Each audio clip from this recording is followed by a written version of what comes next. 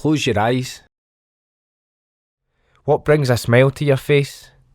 Remember running about wild with your mates? Remember laughing until your belly aches or being 8 and you can't wait to get in the playground and play? Sometimes it's harder to get happiness to stick. It's not always so easy to keep laughing when you're sick. Childhood should be full of wonder and excitement. It's no place for being in pain or being frightened. And that landscape can lead to darker scenery, where happiness gets trapped behind needles and machinery. Imagine spending your days with the hospital blues. Now imagine being away or being lost and confused.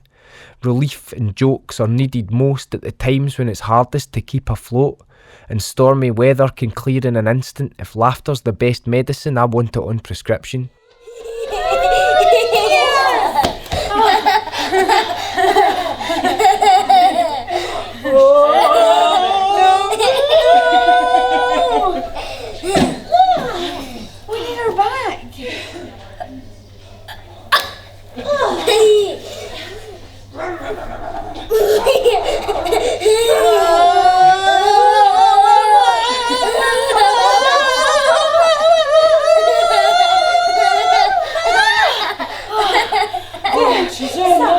As I was saying.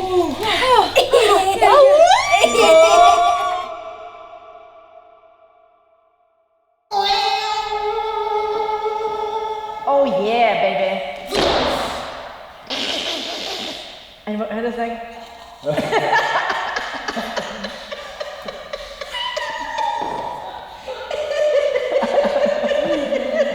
Stop, a little bit of doubt. What I'm looking in people working for us as Clowndoctors are really people who are a lot of fun, who are playful, who love children, who really want to connect with them. And again, who don't take themselves too seriously, because it's really about the child and it's about the partnership and it's about the hospitals and what we can reach there. But when we start working on a Clowndoctors character, often I ask people to come in and bring in a costume that either enhances the physicality in a way that, you know, in modern fashion, you would hide away the things that makes you different from other people. As a clown, and particularly also as a clown doctor, you enhance those things, those physical things. Let's say if you've got long legs, you try and look for a costume that makes them even longer so that they look ridiculous on first sight. If you have got anything big, short, small, you enhance this rather than trying to get away from it. So it's the opposite of fashion. Clowning is definitely the opposite of fashion. So I ask people to bring in either costume that enhances the physicality, the things that they would usually hide, and or a dream of when they were a child, what they wanted to be, and their clown idea of that.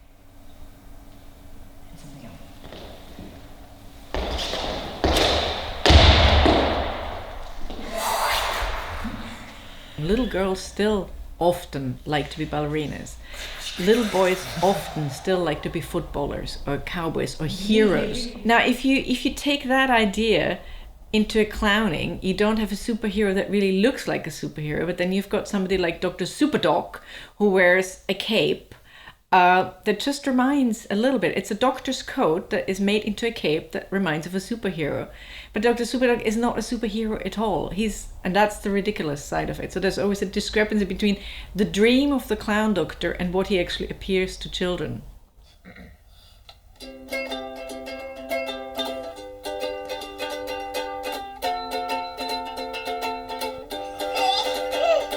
Oh, Harvey, what did you have for breakfast? 4 bowls of macaroni, Harvey. Oh, Harvey, what did you wash it down with? Ryan's tea. Yum! Oh, Harvey, oh, Harvey. Don't eat so much. Are you? Hearts and Minds was started by my friend and colleague Morven McLean and myself in 1997. We had worked together on a new writing theatre company, originally called the Colour Clinic, which then developed into the drama practice, which then developed into Hearts and Minds. I really was frustrated by the fact that there were lots of theatre companies who tacked on some kind of theatre and education, theatre and well-being to their regular activities, and I really wanted to make that kind of theatre and well-being our main activity. And I think that's really how it came about. I was very influenced by a trip that I made with and for UNESCO to Senegal. I was invited by UNESCO Ashberg to direct an art center in Toubab Dialaw in Senegal, which is called Sobobade. And there I worked with actors, Senegalese actors, who were full of life in life. And as soon as they started to go on stage, they were full of pathos and seriousness and sadness often. So I kind of went back to my thoughts about using clowning to make people work in a different way. And we bought ping pong balls, cut them because there's no clown noses in Senegal, painted them, and I rediscovered my love for clowning.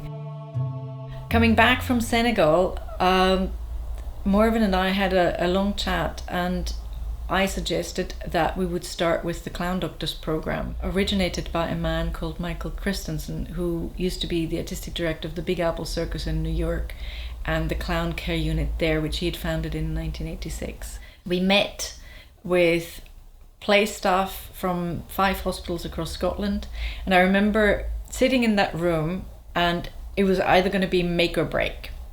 It could have gone either way. Morven and I were sitting in the room, people were listening to us politely, but we're not quite sure what to think or what to do. And what I then did is I bent down, I took out a nose out of my bag, I put it on my nose, and I did nothing. And I said, it's as simple as that. There is no big shoes, no big makeup, no big clothes. It's as simple as that. There's professional performers who are trained to work in a healthcare environment with vulnerable children. And because of the vulnerability of the children, and because of the fact that clowns are vulnerable and used to failing, that is where they connect with the children beyond their illness. And that is how we started. And from that, doing nothing, and them just seeing how little it would take to connect, they said yes, and they let us into 5 healthcare units across Scotland.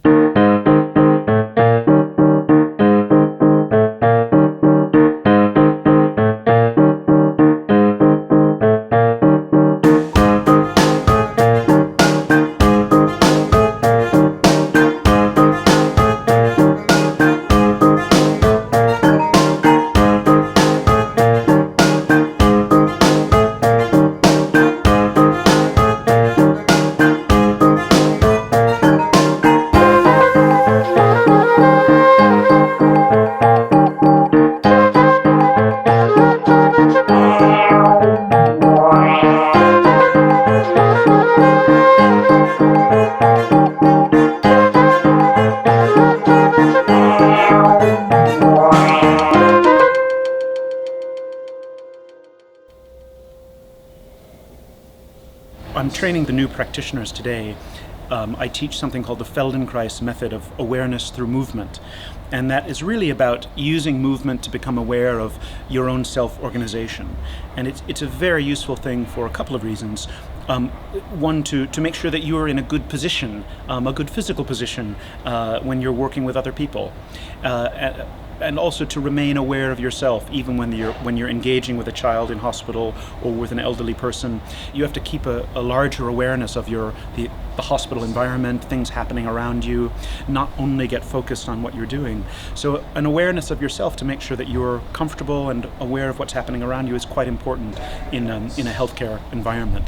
So we're using the Feldenkrais method to become aware of those things. The other thing we're doing today is looking at slapstick techniques. So that has more to do overtly with clowning. It's probably more useful in the Clowndoctors with children. It's a little bit different with the elderly people. We sometimes do very slow, gentle slapstick with the older people. But with children in hospitals, they enjoy sometimes broad physical play. So we're learning some techniques to do that safely, to take care of yourself. We're learning how to make something look like it's a slapstick comedy while being safe and taking care of yourself. So that's really what I'm working with the practitioners today on. We tend to take on 2 to 4 people at a time, which means that practitioners have peers to work with. This time, the class of 2014, I have to say it's been a very good year. We've got Liz and Stanley, who've trained up as Elderflowers, and Emily and Fiona, who've trained up as Clowndoctors. And I'm sure that they would be the first to tell you, you learn a lot within the training program, but the real work starts when you're on the floor in hospital with children or people living with dementia.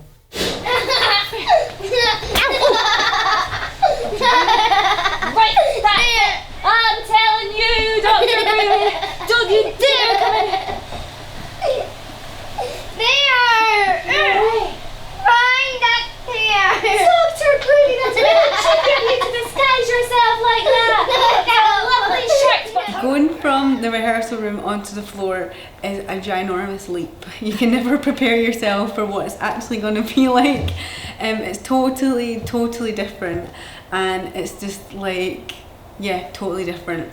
Everything that you do in the rehearsal room, you're like, yeah, I got it, I'm ready. You come into the hospital or wherever you are, and it all goes out the window. And suddenly none of that works, and there's a whole other stuff that you're doing impulsively, or you're getting stimulus from the child or from your partner, and then you've got a whole range of new stuff. So there's tons of stuff that I was sure I would do. I was like, oh, that's great, I'm gonna do that, and then I didn't do it.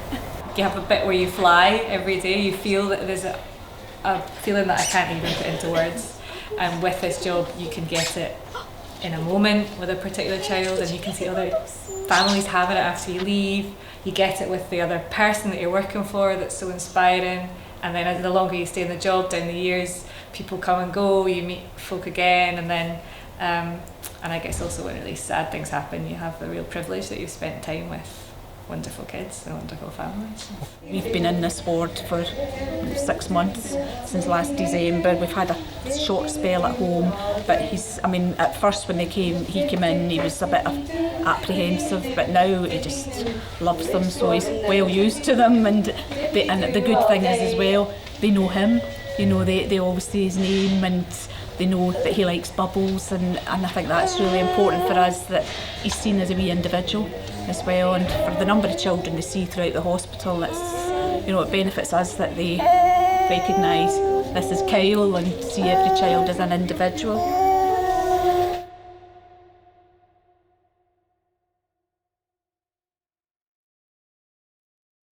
Clowns make you laugh, doctors work on health and fitness. Clown doctors have their patients left in stitches, dispensing side-splitting laughter till your lungs explode. With a regular check-up for your funny bone, there shouldn't be any places laughter can't go. Intrepid explorers shining a light into the shadows find superhero kids smiling against the odds, waiting on the next expedition setting off. Teleporting to fantastical faraway lands with music and magical enchantment, where creatures dance with clowns as fairies fly round their bedposts and the only dress code is a red nose. Now how does that sound? As hospital walls dissolve into the background, from fairy tale author to rain cloud stopper, it's all in a day's work for a clown doctor.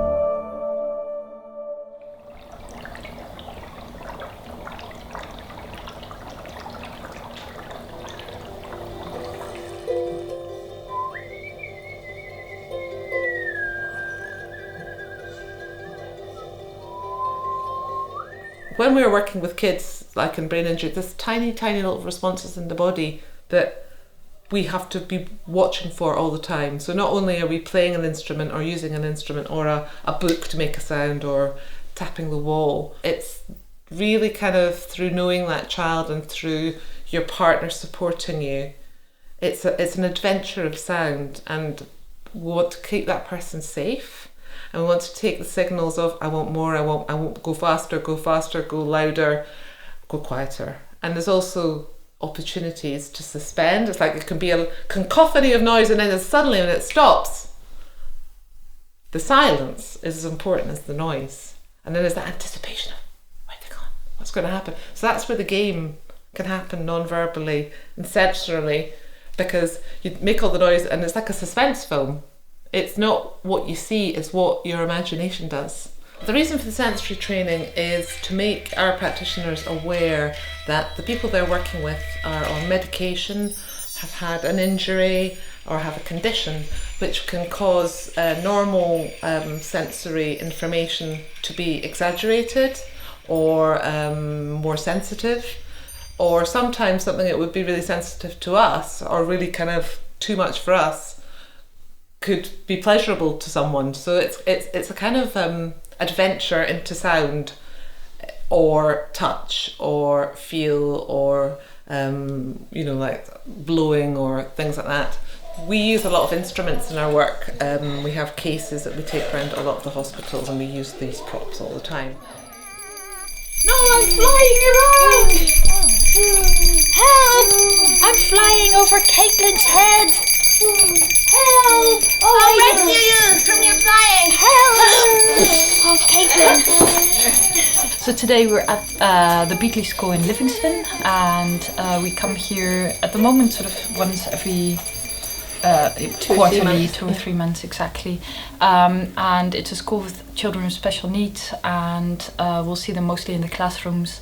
They have one-to-one care with teachers, and they really help the children with sort of engaging with us. So if we play with them, we get a lot of help from them, so everybody's involved, and we can also sort of focus one-to-one on the children.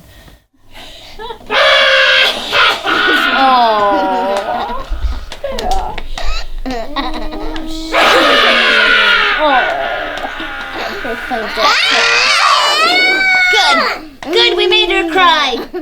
In the third year, we were introduced to something called Special Branch, which is something which we are here now, working mainly with the children with special needs. And I've seen a huge change in you actually when you started working for the Elderflowers as well. Because it's what Sprightly said already, or Fiona, you connect with people on a really, really deeper level. So I think both of us have had a really huge change since we started working in Special Branch. All the children that come to Rachel House have got life-limiting conditions and are not likely to live into adulthood. So we just want to make the experience of their visit here as enjoyable as possible. So any laughter we can inject into that just is so important to the children and families. So we just love having them come to visit us every week. She's fully dependent on us for all of her care. Her main problem is that she was having lots of seizures and chest infections. It's incredibly important to work in collaboration with hospital staff, because hospital staff know the people well that are under their care. So it makes sense for them to refer individual participants to us. They will let us know, staff will let us know about not just age and name of children and people living with dementia, but also about medication, about family situations, about likes and dislikes. And particularly for our Elderflowers program, we also find out a lot about the life story of the person. So they enable us to make shortcuts to the person that we can build on.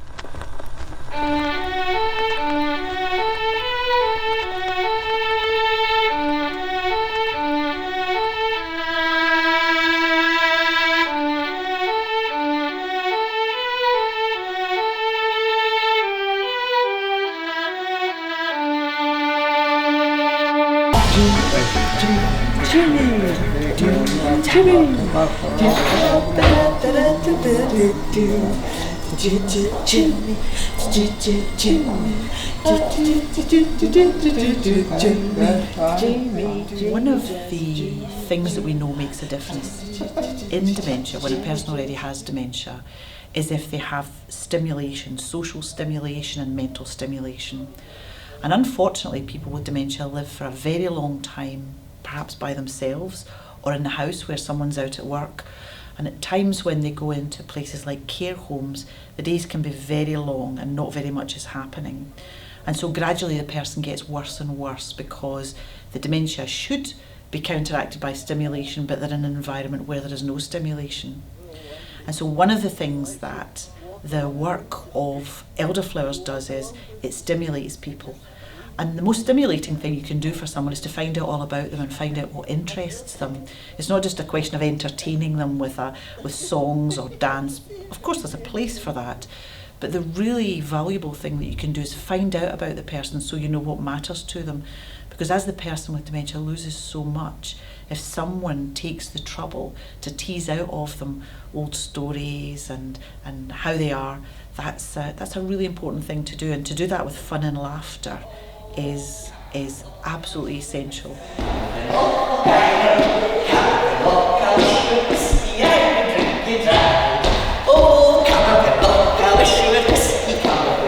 Well, the Elderflowers characters, again, on one hand based on the practitioners, on their own experience, on when they're about 16, 17, 18, when they have already loved, but they've also lost. So it needs to have that kind of naivety and believe in the future in terms of their own personality. However, the characters themselves also are often based on a kind of a clown idea of, let's say, a famous actor or singer. So we have some of our practitioners based on Judy Garland, Jimmy Stewart, Audrey Hepburn, Gene Kelly, Mario Lanza, Leslie Caron, and last but not least myself as Marlene Dietrich. It's not that we act as those stars, but it relates to a certain period of time, and the costumes are inspired by that time, and there is a point of recognition for the people that we engage with. Good afternoon, Mabel. Good afternoon, Mabel. Lovely to see you. We've been here, there, and everywhere, Mabel. My feet are killing me, Mabel. Don't believe. Michael and I invited me into the Royal Edinburgh to the dementia ward there, and I stood back from the door, but I was able to watch some of the elderflowers in action. And it was a day, about this time of the year probably, where snow was starting to fall, but it was sunny. It was a kind of magical atmosphere outside. And they built on that, and they improvised songs and little ditties of conversation with the patients around what was happening with the weather, which was slightly crazy outside. It was lovely. It was so touching. Some of these patients are, they're catatonic, and to see really small bits of action and to see the way in which they were treated with such care and humility on the part of the elderflowers, it was lovely. It was a real privilege to be involved. Gonna rouge my knees and roll my stockings down, and all that jazz. Park the car in a woody spot where the gin is cold and the piano's hot. Well, there's a noisy hole where there's a nightly brawl and all that jazz. When I went to one of the units to meet with people with dementia, and I had very little experience before, I noticed that a lot of people called each other by pet names, such as hen, darling, sweetie, because really to mask the fact that they didn't know each other's names, or they couldn't remember them, or they sometimes couldn't even remember their own names. So there and then for me, the idea was born to call our elderflowers Sweetie Pie, Honey Punch, Tiny, to kind of make something out of it, to give something to talk about, to make something that was different. It was also very, very clear that people were looking for their own relatives, although they often no longer recognized them. They were looking for their mothers, fathers, sons, often not recognizing the people in front of them. Because of the concept that it's always two of our practitioners going in to see people with dementia, I felt, very often in a male-female combination, I felt that would also clarify the fact that it was not a woman coming in with a different man every time, and it was not her husband or a different husband every time, but it was in fact a brother, a family member, a cousin, a sibling. And I also realized very quickly that just being part of a family would give the security and safety of just feeling comfortable, familiar, and at home. And many people with dementia are looking for their home, or a place to feel at home if they're no longer at home. When I was just a little girl, I asked my mother, what will I be? Will I be pretty? Will I be rich? Here's what she says to me. Que sera, sera. Whatever will be, will be. The future's not ours to see. Que sera, sera. You could have the grumpiest old man sitting in the corner who doesn't want to talk to anybody, can be really uncooperative and won't, speak to anybody or talk to anybody or do anything with anybody. And I had my mind changed completely, because before I would think, he is never going to like this. He's just going to tell them to get lost. He's never going to agree to this. And they come in, and the next minute he's been up dancing, and playing the banjo with them, and singing away. So I have seen that countless times. I've seen a change in people's behaviour when they've been in. Sometimes when people are measuring the effect of an outcome in dementia, they measure the wrong things. Because one of the things I've certainly witnessed is if you do something that helps a person with dementia be happy, they'll get a kind of happy hangover. So even though after a period of time they can't remember what it was that happened, they still stay happy over a period of time. And if you do something that makes them upset or cross, then they get a kind of cross hangover, which lasts even though they can't remember what it was that made them cross. And one of the things that the Elderflowers can do is help teach health and social care staff how to give a person with dementia a happy hangover. Round to the right, swing and under, right to the left, swing and under, and 4, and 3, and 2, and 1. Oh. Not everybody can be as specialised as the Elderflower because they've had special training in this, but what they leave behind for the staff is as valuable as what they're doing in the interaction with the residents, patients and people with dementia while they're doing their work. So it's quite a magical thing, really. An elderflower is a specific type of entity, imprinted with several identities. While they're speaking, the inside of an elderflower's head is channeling Jimmy Stewart and Marlena Dietrich, charming the most distant of hard, cool rocks that seem turned to stone for far too long, lifting the lid on dementia so trapped folks could climb out and let their personalities shine through. Elderflowers live in the past and the present at the same time and trace lines leading people back to their own lives, helping folks find themselves or where they were from with the gentlest of touches or a verse from a song. Simply being a human being is the remedy. Openness opens doors to unlock memories that otherwise might have stayed imprisoned. Happiness shouldn't come with an age restriction. 1, 2, 3, 4.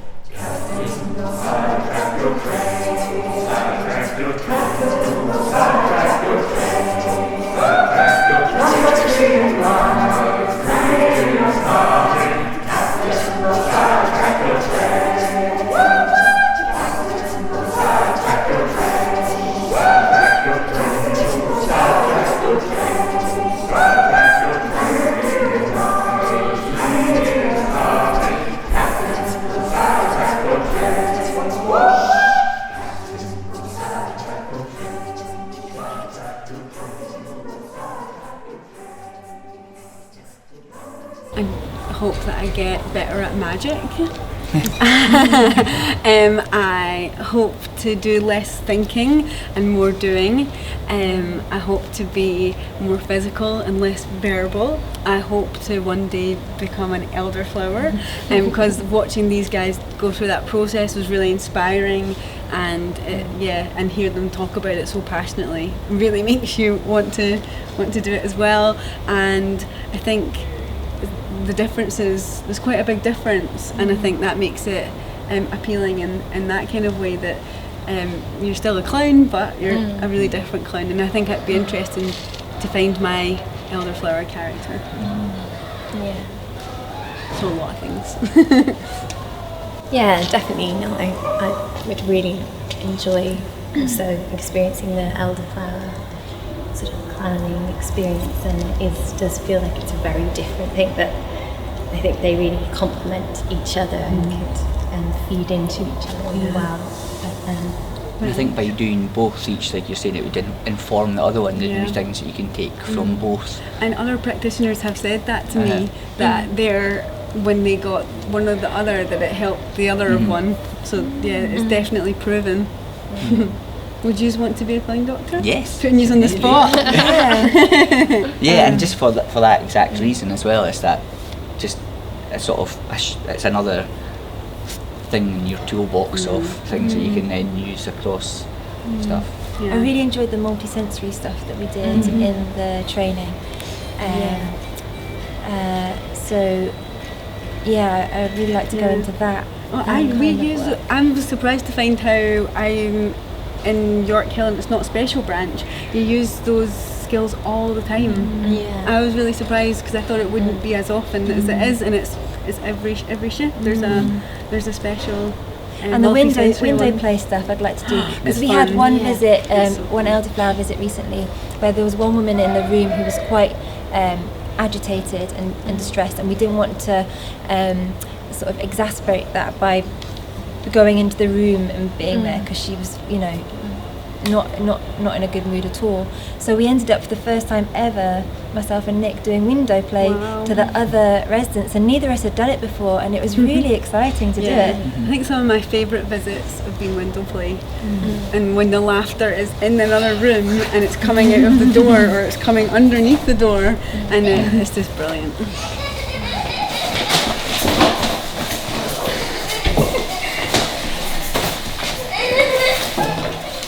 I have great hopes for the organisation. I think it's in a very strong place and developing a very, very strong track record and reputation. It's about developing new ways of communicating, new ways of opening hope and joy for people.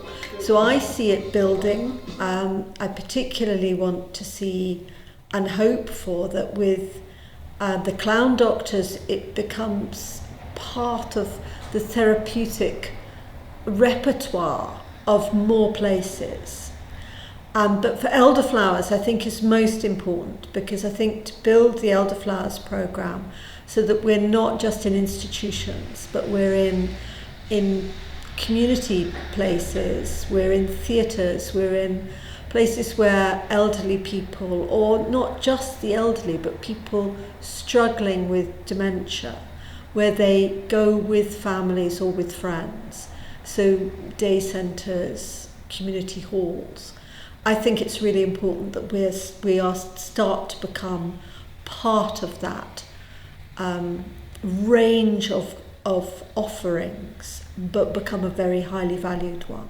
We're all going to die in the end, and I think it's incredibly important to look at what is that period where people need the support of society, whether it's in age-adjusted housing or whether it's in a children's hospital.